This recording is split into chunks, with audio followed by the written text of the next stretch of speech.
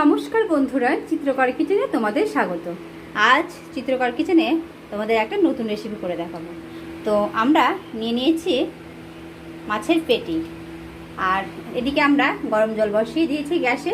তো মাছের পেটিটাকে আমরা এবার সিদ্ধ করে নেব।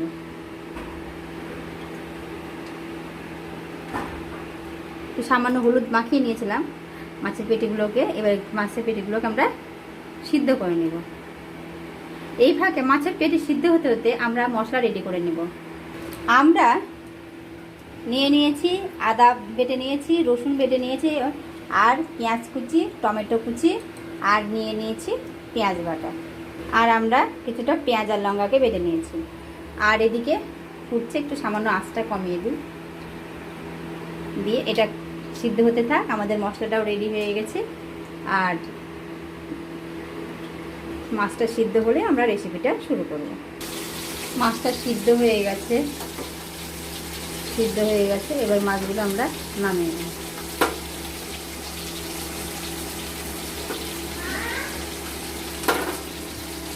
মাছটা সিদ্ধ হয়ে গেছে, আমরা মাছটাকে নামিয়ে নিয়েছি। আর এদিকে গ্যাসে আমরা কড়াই চাপিয়ে দিয়েছি। কড়াইটা গরম হতে থাক। আর আমরা অল্প পরিমাণে বেসন নিয়েছি। এই বেসনটাকে আমরা তুলিয়ে নেব কড়াইতে। আর মাছগুলো ঠান্ডা হয়ে গেলে মাছগুলোর আমরা কাঁটাগুলো ছাড়িয়ে নেব। আমরা মাছগুলোর কাঁটা বেছে নিয়েছি। আর এদিকে কড়াই গরম হয়ে গেছে। এবার কড়াইতে বেসনটা দিয়ে দেবো। এবার আঁচটা একদম কমিয়ে দেবো, দিয়ে এটাকে নাড়াচাড়া করবো। তুলিয়ে নিলে ভালো হয়।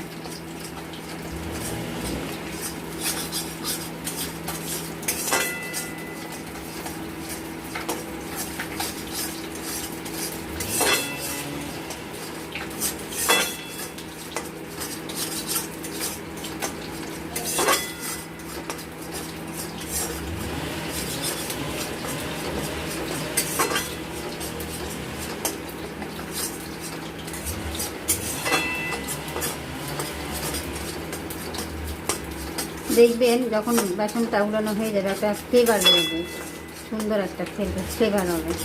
এবার এটাকে আমরা নামিয়ে নেব। হয়ে গেছে, এবার এটাকে আমরা নামিয়ে নেব। বেসনটা আমরা নামিয়ে নিয়েছি। এবার মাছগুলো আমরা কাঁটাতে বেছে নিয়েছি, আবার একটু দেখে নেব আর দু আছে না একটু। পেটির মাছটা নিলে ভালো হয়, কাঁটাটা কম থাকে।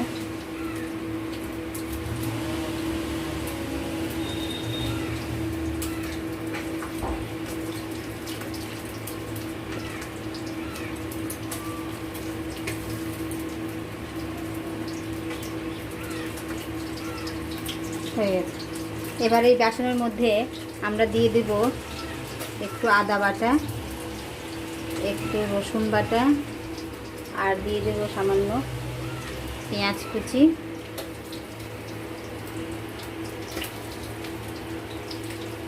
আর এই মাছগুলো দিয়ে দেবো। তার সাথে দিয়ে দেবো সামান্য হলুদ গুঁড়ো, স্বাদ মতো লবণ দিয়ে দিচ্ছি, স্বাদ মতো লবণ, হলুদ।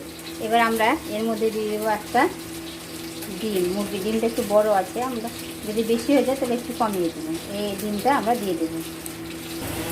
এবার এটাকে আমরা ডিমের সাদা অংশ অল্প দিয়েছি, আর ডিমটা রেখে দিলাম। দেখা যাক, এটা মেখে নেব। গোটা ডিমটাই দিয়ে দেবো, লাগবে দিয়ে দিলাম।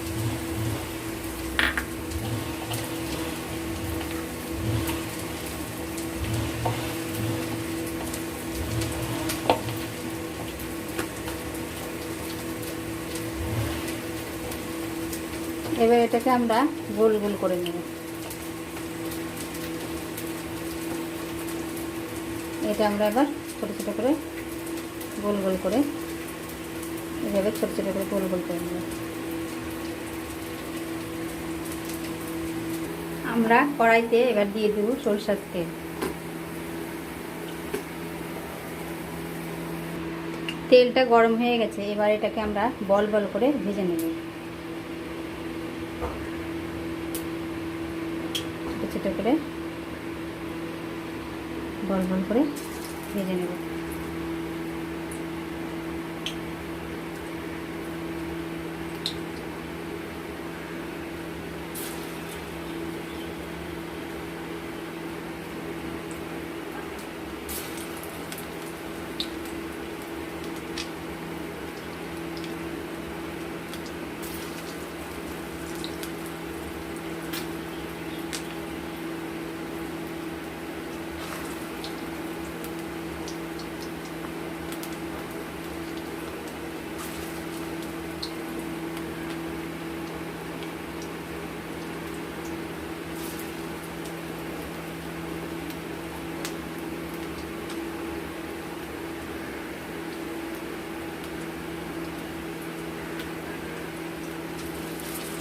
এভাবে আমরা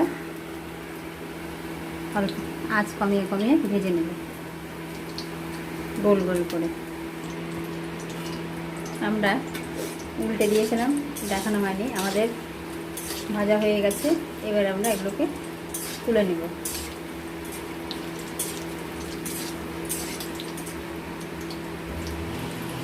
এবার এটাকে আমরা তুলে নেব।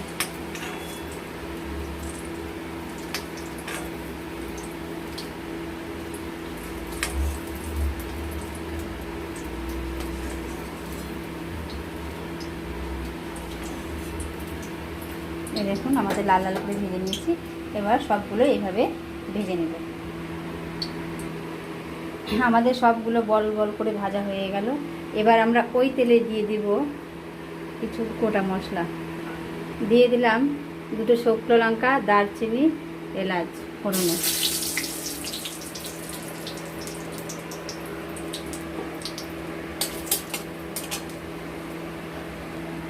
এবার দিয়ে দিব আমরা পেঁয়াজ কুচি।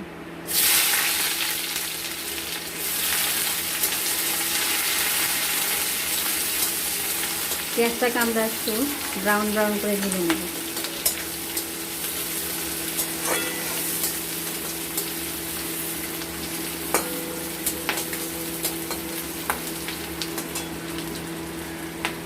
পেঁয়াজটাকে আমরা ব্রাউন ব্রাউন করে ভেজে নেব। এইভাবে আপনারা শুধু মুখেও খেতে পারেন। শুধু এর মধ্যে একটু লঙ্কা দিয়ে দিলে বা গোলমরিচের গুঁড়ো দিয়ে দিলে আপনারা শুধু মুখেও খেতে পারেন। খেতে কিন্তু খুবই ভালো লাগে।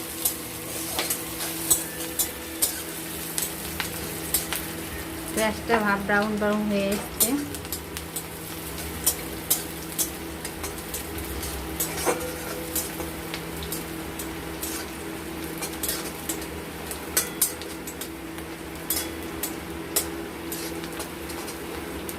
এবার এর মধ্যে দিয়ে দেব আমরা টমেটো কুচি।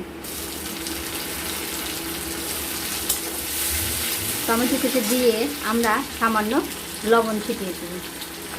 আমরা সামান্য লবণ দিয়ে দিলাম, তাহলে টমেটোটা তাড়াতাড়ি সিদ্ধ হয়ে যাবে। লবণ দিয়ে এটাকে ভালো মতো করে নাড়াচাড়া করে নেব।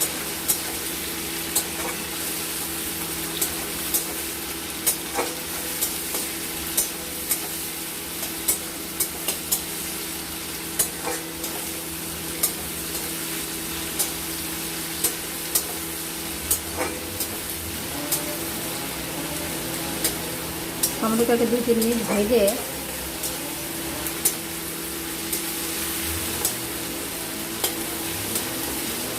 দেখুন লবণ দিয়েছে, এমনি সিদ্ধ হয়ে যাচ্ছে।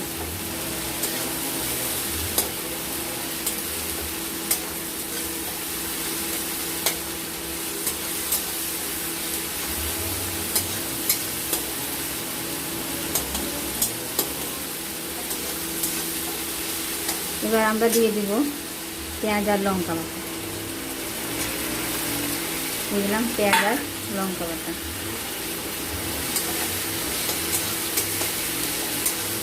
পেঁয়াজ আর লঙ্কাটাকে আমরা একসঙ্গে বেটেছি। এটা একটু নাড়াচাড়া করব। তার সাথে দিয়ে দেব আমরা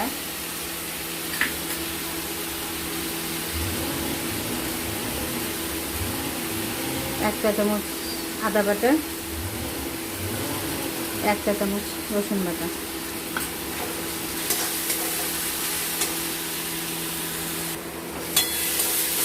আদা রসুন সব কিছু এক ভালো মতো করে এটাকে একটু কষবো।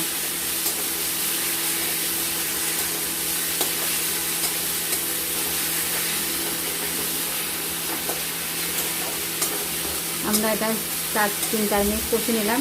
এরপর আমরা দিয়ে দেব গুঁড়ো মশলা, জিরে গুঁড়ো, ধনে গুঁড়ো, কাশ্মীরি লঙ্কার গুঁড়ো, আর দিয়েছি এখানে গোলমরিচ গুঁড়ো আর সামান্য চিনি। এর সাথে আমরা একটু দিয়ে দেবো হলুদ গুঁড়ো। দিয়ে দিলাম পরিমাণ মতো হলুদ গুঁড়ো। আমাদের বাটিতে গুঁড়ো মশলা লেগে গেছে, বাটি ধুয়ে আমরা জলটাও দিয়ে দেবো। দিয়ে দিলাম জল, দিয়ে এটাকে আমরা ভালো মতো করে কষবো। যতক্ষণ না মশলা থেকে তেল ছাড়ছে ততক্ষণ আমরা এটাকে কষতে থাকবো। আর একটু বাটি ধোয়া জল দিয়ে দিই।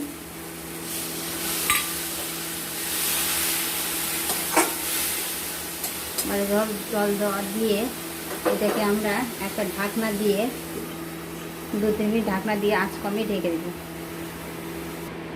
2-3 মিনিট পরে ঢাকনা খুলে দেখবো।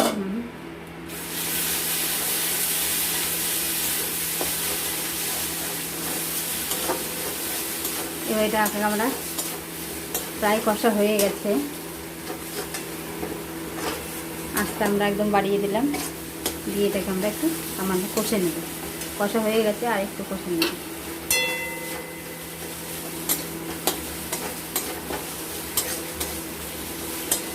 গরম গরম ভাতে ফিশ কোপ্তা কারি খেতে কার না ভালো লাগে। তারপরে আবার শুধু ভাতে কেন, রুটি পরোটা যার সাথেই খান না কেন, খেতে কিন্তু দুর্দান্ত হয়। কাটা বাছার কোনো দরকার নাই, শুধু মুখে পুরুন আর খান। কাটাও বাছতে হবে না, কিছু করতে হবে না। অনেকে মাছের কাটা বাছার জন্য মাছ খেতে পায় না, তো এইভাবে অবশ্যই অবশ্যই ফিশ কোপ্তা কারি খেয়ে দেখবে। কোনো কাটা বাছার কোনো ঝামেলা নেই, মুখে পড়ো আর খাও। মশলাটা কষা হয়ে গেছে, মশলা থেকে কাঁচা গন্ধও চলে গেছে, মশলা থেকে তেলও ছেড়ে দিয়েছে। দেখুন, এবার আমরা দিয়ে দেবো জল।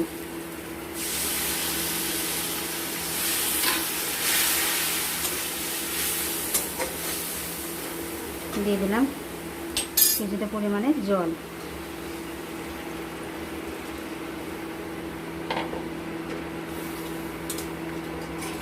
দিয়ে দিলাম জল, দিয়ে একটা ঢাকনা দিয়ে ঢেকে দেবো ঝোলটা ফোটার জন্য। এবার আমরা ঢাকনা করে দেখবো, ঝোলটা ফুটে গেছে। এবার দিয়ে দেবো আমরা স্বাদ মতো লবণ। দিয়ে দিলাম স্বাদ মতো লবণ। স্বাদ মতো লবণ দিয়ে একটু নাড়াচাড়া করে দিলাম। নাড়াচাড়া করে আমরা এবার ভেজে রাখা বলগুলো দিয়ে দেবো।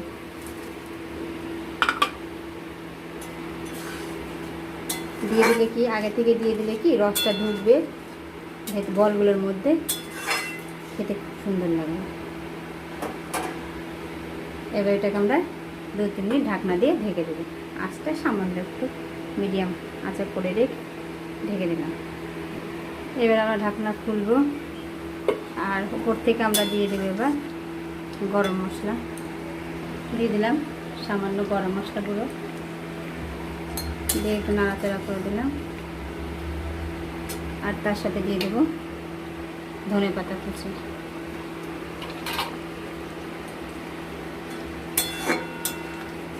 দিয়ে একটু সামান্য ঘি দিয়ে দেবো। দিয়ে দেবো সামান্য ঘি। ঘি দিয়ে নামিয়ে নিলে রেডি আমাদের ফিশ কোপ্তা কারি।